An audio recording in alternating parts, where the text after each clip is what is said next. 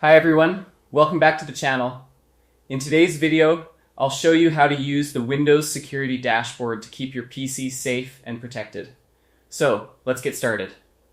First, click on the Start menu on your Windows PC. In the search bar, type Windows Security and open it. This will open the Windows Security Dashboard, where you can see your device's protection status at a glance. At the top, you'll find Virus and Threat Protection. Click on it to scan your PC for viruses, malware, or other threats.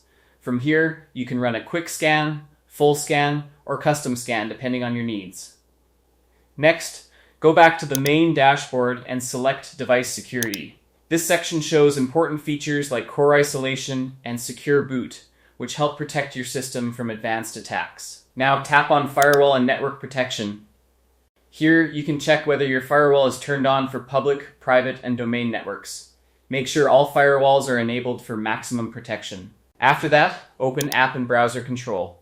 This helps protect you from dangerous apps, files, and websites by using Microsoft Defender Smart Screen. You can also check Account Protection to make sure your sign-in settings and Windows Hello options are secure. And that's it!